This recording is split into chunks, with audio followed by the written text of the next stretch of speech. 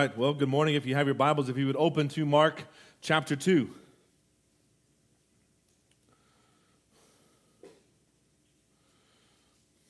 We continue in our study of the book of Mark.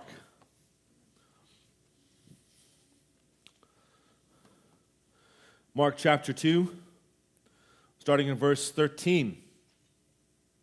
He went out again beside the sea, and all the crowd was coming to him, and he was teaching them. And as he passed by, he saw Levi, the son of Alphaeus, sitting at the tax booth, and he said to him, "Follow me." He rose and followed him. And as he reclined at table in his house, many tax collectors and sinners were reclining with Jesus and his disciples, for there were many who followed him. And the scribes of the Pharisees, when they saw that he was eating with sinners and tax collectors, said to his disciples, "Why does he eat with tax collectors and sinners?" And when Jesus heard it, he said to them, "Those who are well have no need of a physician, but those who are sick. I came not to call the righteous, but sinners." All right, well, Jesus continues to call people to himself, and Jesus continues to do the miraculous cleansing of those who are unclean. The past couple of weeks, we've talked about Jesus cleansing and purifying the leper, the man with the leprous disease who had been set apart from society because of the disease that he carried that was spread to others. How Jesus miraculously cleansed him so that he could now re-enter into society, re-enter into the worship of God's people, as he was desirous to do. When he came to Jesus, he said, "Make me clean, not heal me of my disease." In Jewish culture, there would have been two distinct things. This man was not just wanting to be cured, he was wanting to be able to worship. Last week, we talked about Jesus healing the paralytic, another man who would have been kept out of the assembly of God because of his paralysis. He may not have been shunned from those, but he would have been judged by those, especially the most righteous of them, as if he had done something wrong or wicked to earn his paralysis. Jesus heals him, but doesn't just heal him, he forgives him of his sin, proving himself to be the Son of God.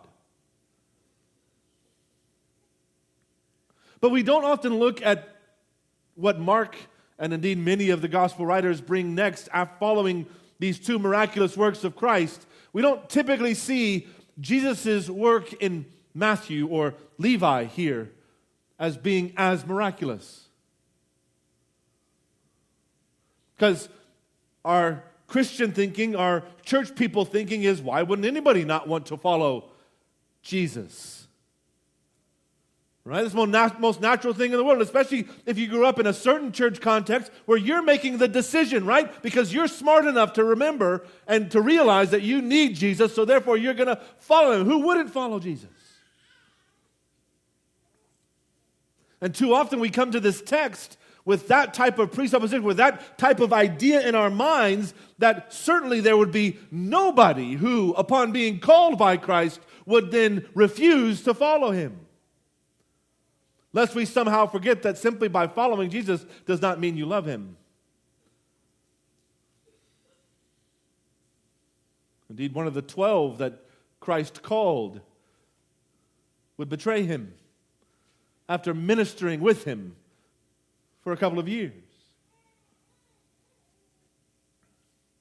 Too often we don't see the miraculous work of Christ's calling in the life of Levi, the tax collector, or as we would come to know him, Matthew, the writer of the Gospel of Matthew, who would become one of the 12 apostles. So first, let's do the work of understanding what a tax collector was. This was not just an IRS agent.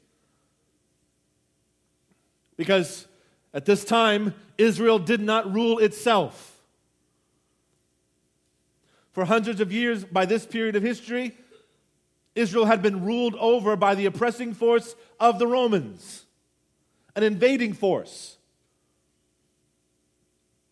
A force that, yes, allowed a certain type of autonomy to the various nations that it conquered, but it taxed them because Rome had a massive army that had to protect massive borders. So where there was a type of autonomy, the Jews were allowed to continue to worship in a certain type of way, so long as they didn't get out of hand. And there were a lot of times that the Jews got out of hand. There were often revolts that had to be crushed, but they weren't as big to really threaten the massive Roman Empire. So what would happen in these places that Rome had conquered but didn't want to scorch earth, they didn't want to just wipe out all of the governance and everything else, what they would do is they would come in and they would tax. So they would bring representatives, they would bring governors, they would bring people to rule over and make sure there was order in these places and that these people paid their dues to Rome to fund the massive Roman Empire. So sometimes these tax collectors would be men of Rome or men brought in by Rome. And sometimes these tax collectors would be locals. Opportunistic, dare we say it, capitalistic locals who saw their opportunity to make a buck by collecting taxes from their neighbors, their families, for the oppressive Rome. They would purchase the right to gather taxes. They would pay Rome so that they could collect money for Rome from their own people. Which is why tax collectors are most often associated with another group of people in the Jewish culture and society, the sinners.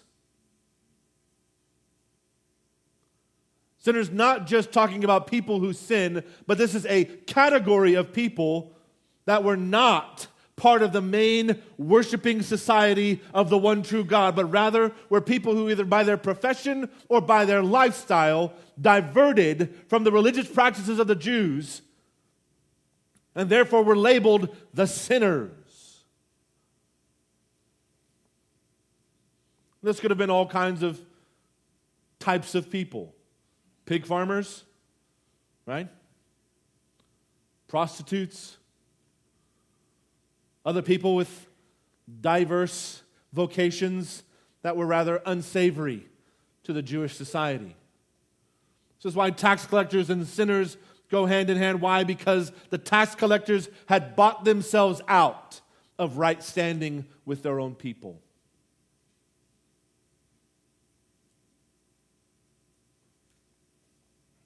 We don't know much about Levi's story.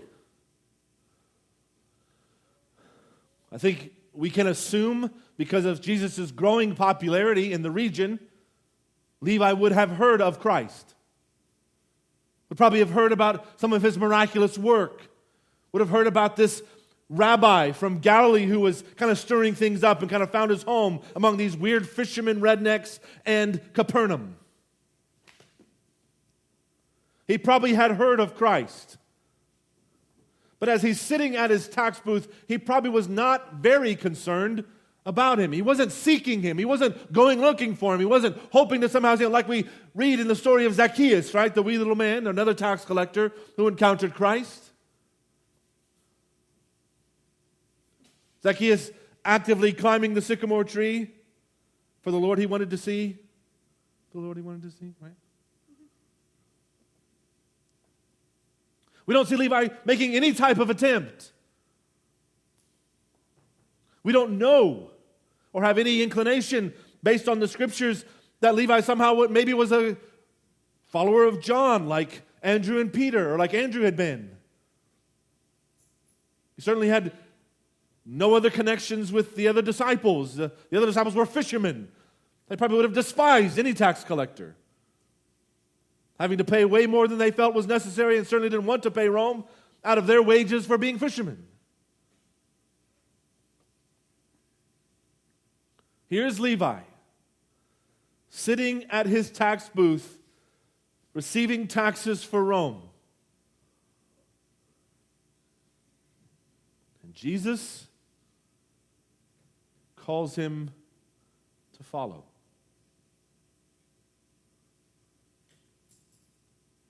We know at this point that Jesus has Andrew, Peter, James, and John as relatively close disciples. He's probably being followed by several others that would eventually be brought into the fold of one of the 12, the apostles. You know, one of them, as we'll read later on, as Jesus makes these distinctions of the 12, one of them was a zealot, a Jewish zealot, who was called to be an apostle of Christ. Wonder what his reaction was whenever Jesus calls the Roman tax collector as a Jewish zealot, what he would have thought of Jesus' choice of picking Levi. Wonder what stirrings this may have had. I wonder if Levi had ever had the opportunity to go and collect taxes from John or from James or from Peter. Right? We know Peter to be a little bit of a hothead. And yet Jesus comes. He looks at Levi as he's sitting doing his work and he says, "Follow me." I think too often we don't fully realize how disruptive Jesus is to our normative pictures of society. I don't think we truly realize how disruptive Jesus Christ becomes with how we have decided the world should be. Because, to be honest, if I'm Jesus' disciple at this time, I've been following him, and Jesus calls out to the tax collector, I might be out.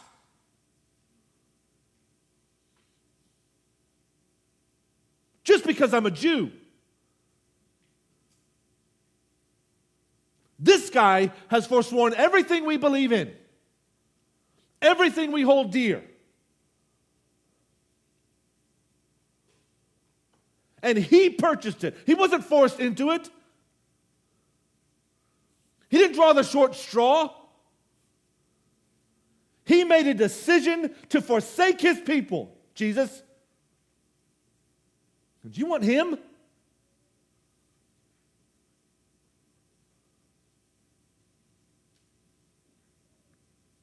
We see in the scriptures the disciples at different times and in various ways have what we would probably call heated discussions, right? If you're married, that's what we call them, right?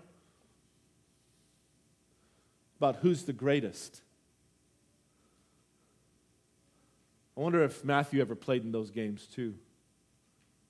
He probably had money as opposed to Peter, the fisherman. He probably had his own inherited wealth, maybe from families who had profited off certain things so that he could buy his way into Rome. Different than Peter, who has to go fish and miraculously find a coin in the mouth of the fish to be able to pay the tax for his own people, much less the tax to Rome.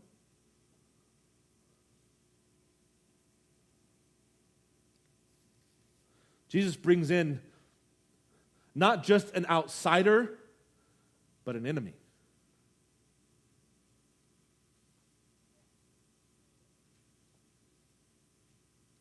Wonder how you would feel for Christ to do such a thing to our church. To bring in the outsider, the one nobody wants. Right? We think about it in our modern political context based on the region that we live. What if Jesus happened to bring in a Democrat? Or somebody from California.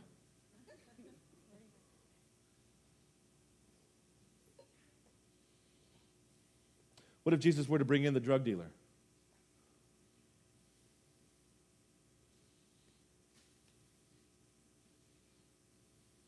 What if Jesus brought in the person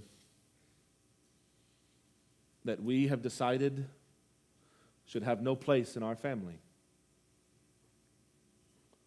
no place in our circle? Because don't we religious people like to do that? Right? We like the rules, and if you broke the rules, you've made your decision. Matthew made his decision. He chose the oppressive Romans over his own people. He chose to take and perhaps steal. We don't know if he was at the level of Zacchaeus, where he was a swindler as well as a tax collector. Certainly he would have been tempted. Certainly he probably naturally had his kind of percentage that he took. It may not have been to the excess of Zacchaeus, but he probably had that built into his taxes so that he's making a profit as well.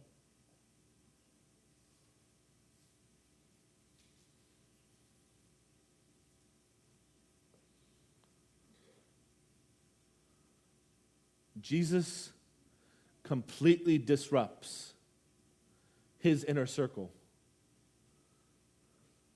his disciples, his followers, when he tells Matthew, "You follow me." Tax collector, outcast, you're mine now. And the miraculous thing is not that Jesus calls, but Matthew stands and goes with him.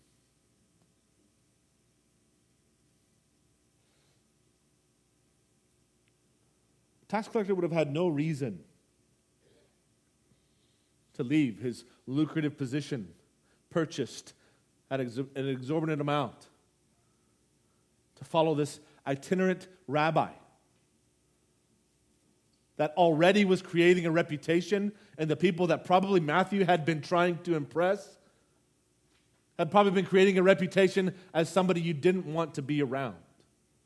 This guy was calling himself the Son of God. Rome's not going to like that.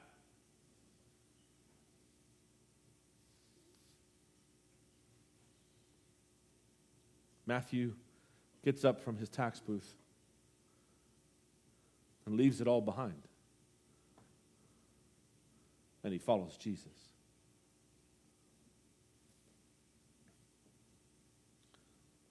We should be rebuked when we consider this story.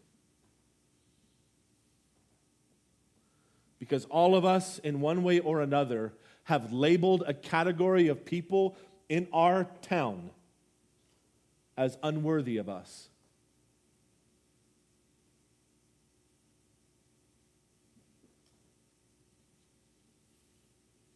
Unworthy to receive from us.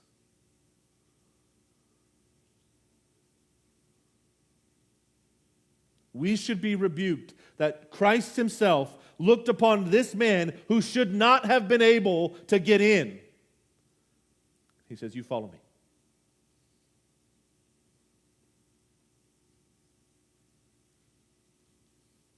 The reason Jesus gives for this, and then also what he follows with in going and eating with them. We don't have anything in our cultural context to liken the offense that Jesus gave the religious leaders of his day in doing what he did next, in going to their house and eating with them.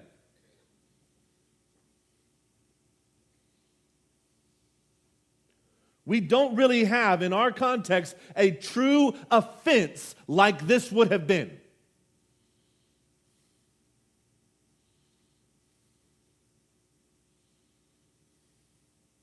Jesus goes and he fellowships with not just the tax collector that he's just called, as if he's unique, but tax collectors, plural, and sinners. right? Because they get to hang out in Jewish society because they can't actually hang out in Jewish society.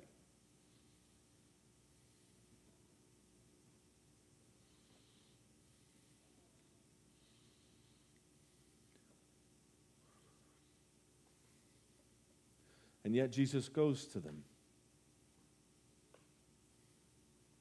fellowships with them, loves them.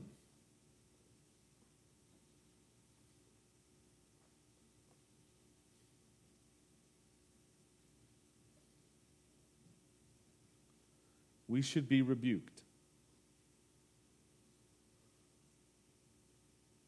at how Jesus treats the outsider when we really think about how we have or would treat the outsider.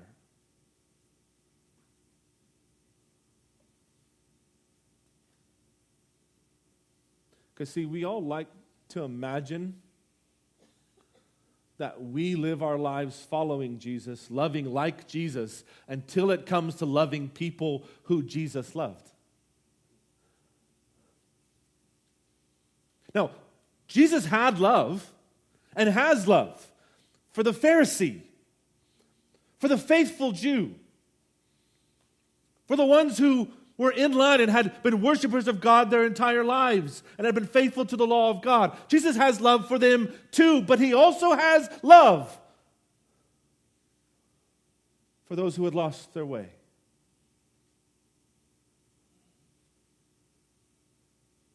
For those who by their decisions, or even for some of them decisions made for them, they no longer belonged. They no longer had a place. They no longer were deserving of fellowship, of love, of affection. See, we're okay with loving the churchy-looking people. We as church people, we want to love the churchy-looking people because we want to be churchy-looking. That's what we sometimes think following Jesus is all about. How churchy can you look?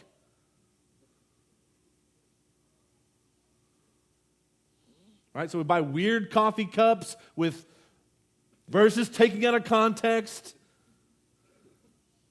We decorate our houses with a bunch of crosses. Listen, if you do that, I'm not hating on it. Just a little weird for somebody who's not churchy.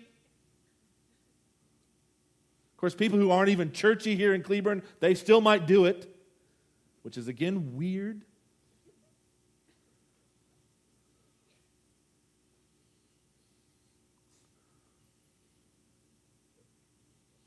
We put weird bumper stickers that don't really make sense on our cars.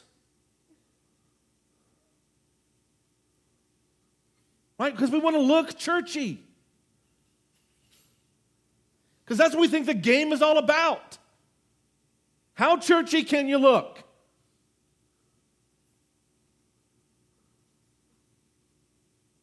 And then there's Jesus, who doesn't look or act very churchy. He goes and hangs out with prostitutes.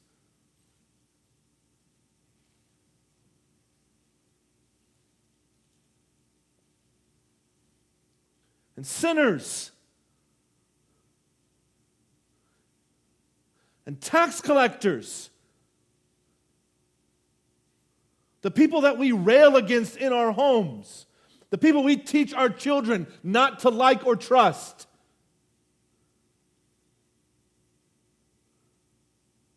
That's where Jesus goes. See, the unfortunate thing about where we often find ourselves is that the church that's supposed to look like Jesus looks nothing like him, but we've created something else and called it Christianity. And we play these games of, this is what Jesus should look like, where Jesus is over here saying, nope, I'm over here. And you're supposed to be too.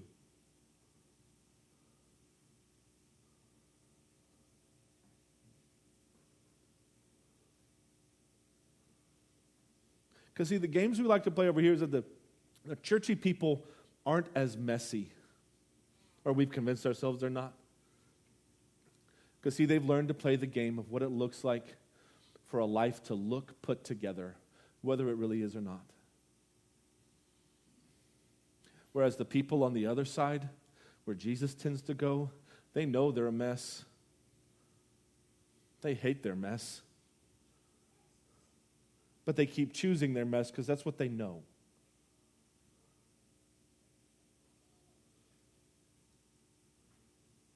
That's what's been allotted to them.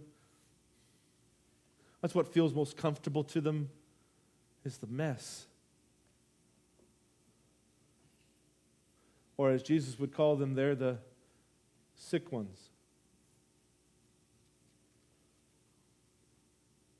They don't know what to do about the sickness. They don't know where to find healing. So they keep trying to find it in all the wrong places. Keep running to cisterns that have no water left in them, but it's the one that they know, and they just hope that this time, maybe, it'll have water to sustain them.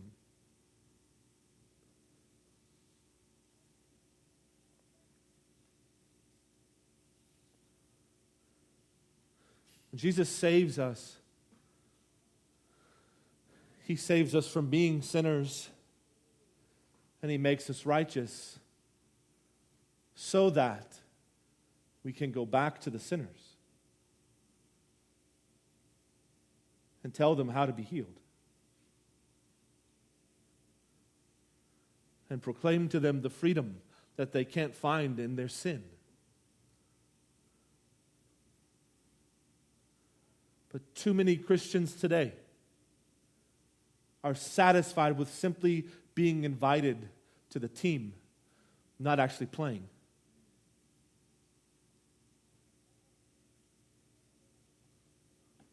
Not actually participating in the work that Christ came to do. You're supposed to be physicians now. Healers.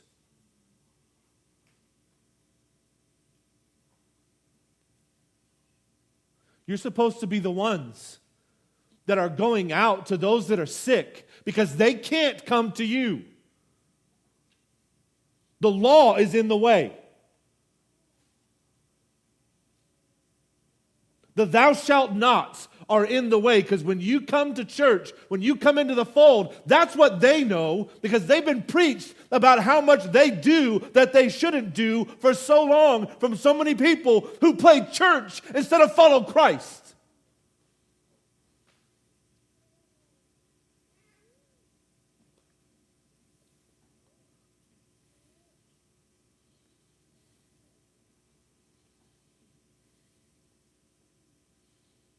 I feel rebuked by this story. I don't know about you. You probably do now. I feel rebuked by this story because there have been too many times I've passed the tax collector to go play with churchy people.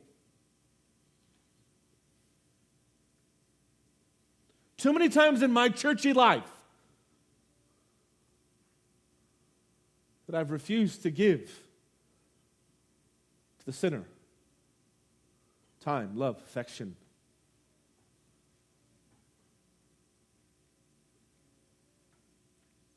I desperately want my life to be different. I want my life to be like Christ's, which means I have to open myself up to being around sick people, as Jesus would label them. Because here's the truth that we understand about the gospel, but we somehow forget in our human minds. The truth is that I was sick too.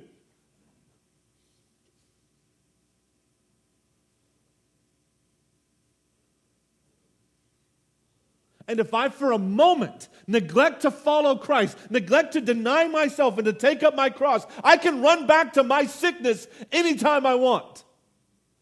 And it's easy, right? It's easy to run back to anxiety, right? Because it feels comfortable. It's easy for me to run back to my depression and tell myself the same things over and over and over again that drove me to despair. It is easy to run back there. It's easy to believe the lies that my flesh is heir to.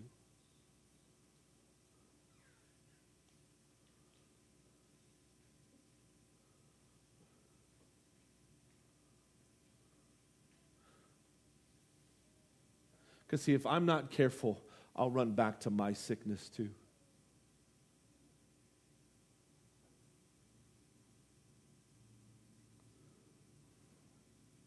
But Christ has saved us for so much more.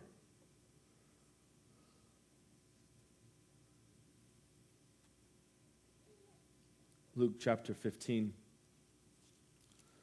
gives us one of the most beautiful pictures of this.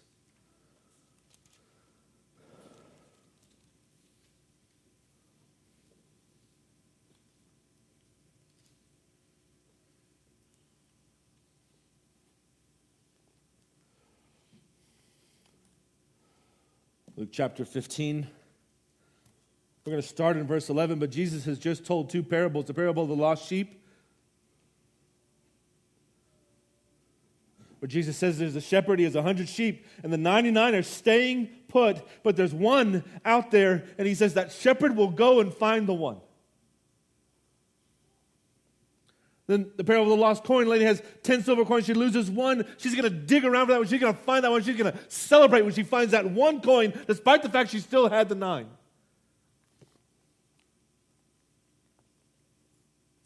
Then Jesus says this in verse 11, and he said, there was a man who had 2 sons. The younger of them said to his father, Father, give me the share of the property that is coming to me. And he divided his property among them. Not many days later, the younger son gathered all he had, took a journey into a far country. There he squandered his property in reckless living. And when he had spent everything, a severe famine arose in the country, and he began to be in need. So he went and hired himself out to one of the citizens of that country, who sent him into his fields to feed pigs. And he was longing to be fed with the pods that the pigs ate, and no one gave him anything. This man has just become a sinner. The son of a wealthy man squanders his property and now finds himself not as a high and mighty Jew, but rather a sinner. But when he came to himself, he said, how many of my father's hired servants have more than enough bread, but I perish here with hunger? I will arise and go to my father, and I will say to him, Father, I have sinned against heaven and before you. I am no longer worthy to be called your son. Treat me as one of your hired servants. And he arose and came to his father. But while he was still a long way off, his father saw him and felt compassion, and he ran and embraced him and kissed him.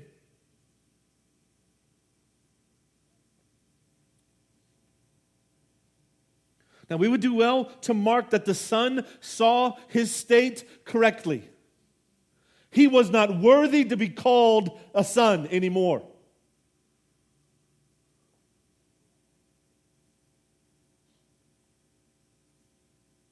He had squandered the rights of the son. And when he comes to make a transaction. He comes to make a deal. He comes with religion.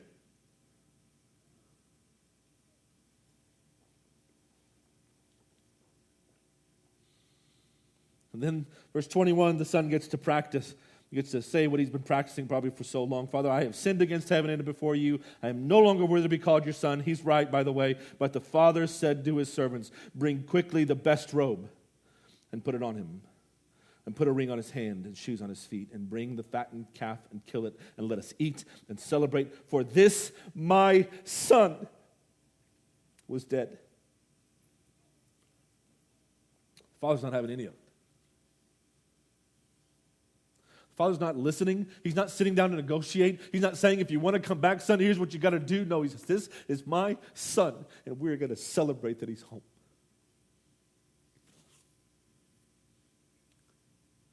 Now, brothers and sisters, too often we see this from the perspective that this is what Christ has done for us. And yes and amen. Christ has saved you in such a way that he has made you a son in his house. Not because of anything that you've done, but simply by his grace.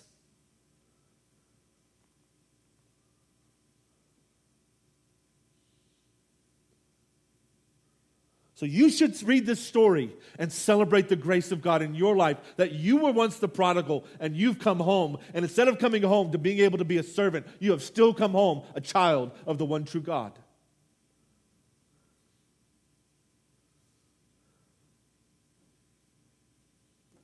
But too often,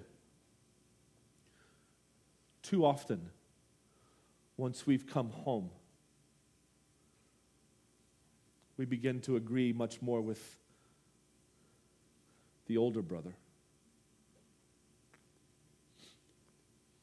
Verse 25, now his older son was in the field, and as he came and drew near to the house, he heard music and dancing. He called one of the servants and asked what these things meant, and he said to him, your brother has come, and your father has killed the fattened calf because he received him back safe and sound. But the brother was angry, refused to go in. His father came out and entreated him, but he answered his father, look, these many years I have served you, and I never disobeyed your command. Yet you have never given me a goat that I might celebrate with my friends. But when this son of yours came, who has devoured your property with prostitutes, you killed a fattened calf for him.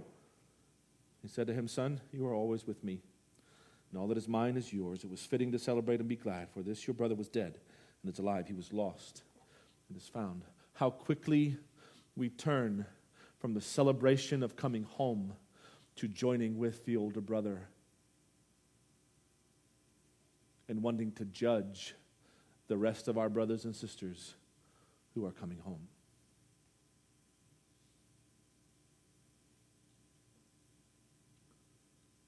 We talked about it last week. Jesus Christ came to save sinners. Do not forget that.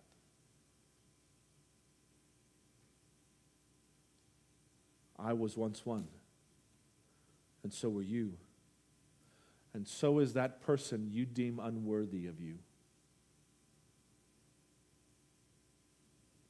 So is that person you feel has disqualified themselves from fellowship with God.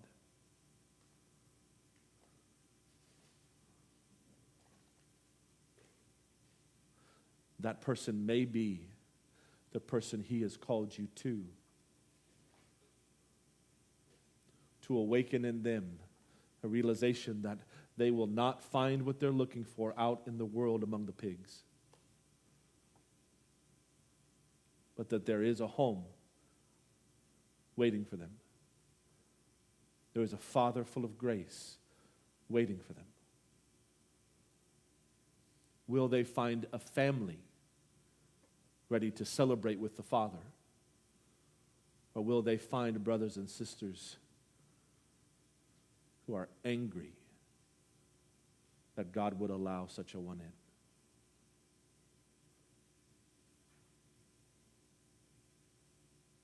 Brothers and sisters, Christ has done the most miraculous thing of all when he has turned his enemies into family.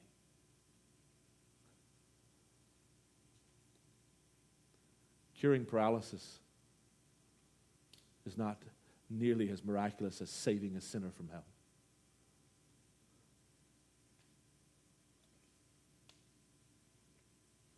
Even raising the dead does not compare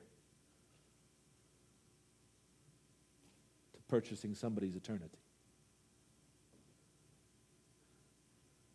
God may not have called you to heal the paralyzed or to cleanse the leper, but he has called you to participate in the work of reconciliation. You are to be his ambassadors to those who are outcast, to the sinners and the tax collectors that we have claimed for our churchiness.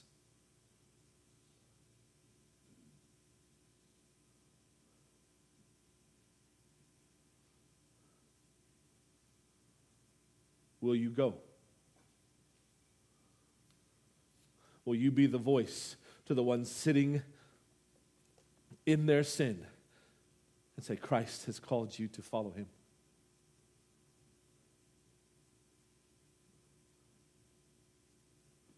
Will you be the voice of love and grace to the sinner lost in their sin, just as Christ was for Levi and for me? Brothers and sisters, let's not play church anymore.